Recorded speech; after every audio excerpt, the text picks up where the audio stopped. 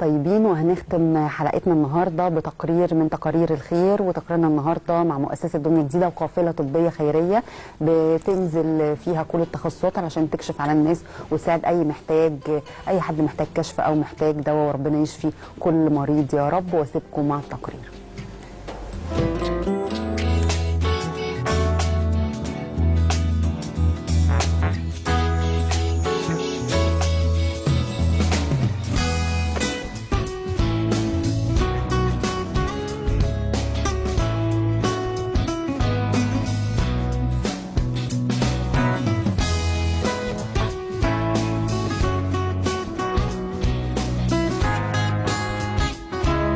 النهارده طبعا عاملين قافله طبيه احنا في امبابه في نادي النموذجي.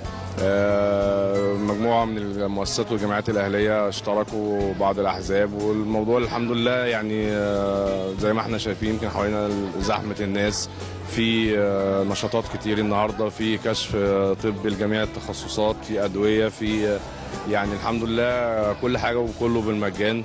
فالحمد لله دي حاجه كويسه جدا بتخدم اهالي المنطقه هنا. اي حد محتاج بيجي، ما يعني ربنا يقدرنا بس يا رب ان شاء الله ونقدر نعمل ونتوسع اكتر من كده. النهارده احنا جينا بنشارك في القافله الطبيه، بنساعد مع الناس، بنقدم بعض المجهودات اللي احنا بنعملها معانا.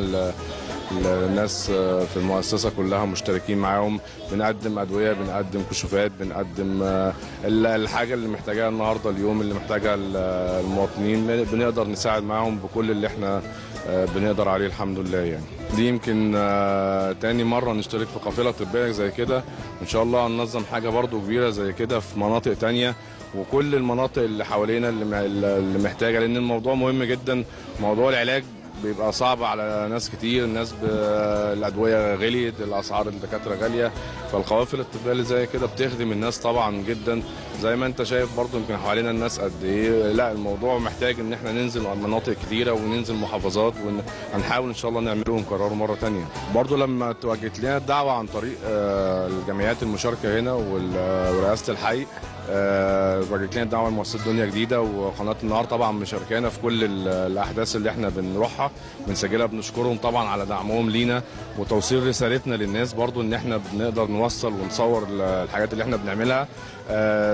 دايما دعمه لينا قناه النهار، ودايما عشان نقدر نوصل رساله ان احنا الحاجات اللي بنصورها بنعملها، الخدمات اللي بنعملها للناس، بنقدر نوري الناس التبرعات بتروح فين، بنقدر نوري الناس اللي عايزه تتبرع طريقه التبرع ازاي. فالحمد بنشكرهم طبعا في قناه النهار على المجهود اللي بيعملوه معانا، وشكرا لكم.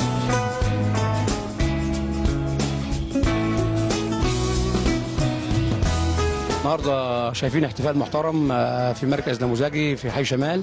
شايفين 10 جامعات محترمه عاملين قافله طبيه، طبعا فيها لا يقل عن 8-9 تخصصات، كشف وعلاج. النهارده صراحه هو يوم مشارك فيه حوالي 10 جمعيات من جمعيات الجيزه التابعه للاتحاد.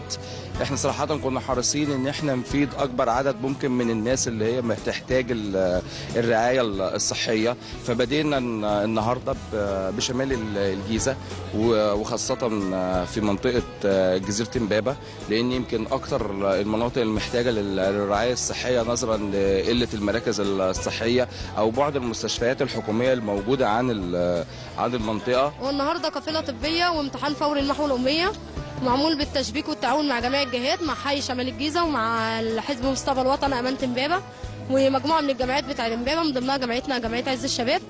وجايين النهارده عاملين 7 تخصصات، رمد وعظام وبطنه سطح، وفي علاج مجانا كامل، وفي معمل تحاليل مجانا، واجهزه تعويضيه مجانا برضو، ورمد بالنظارات وبالكلام ده، وعندنا امتحان فوري المحو الاميه.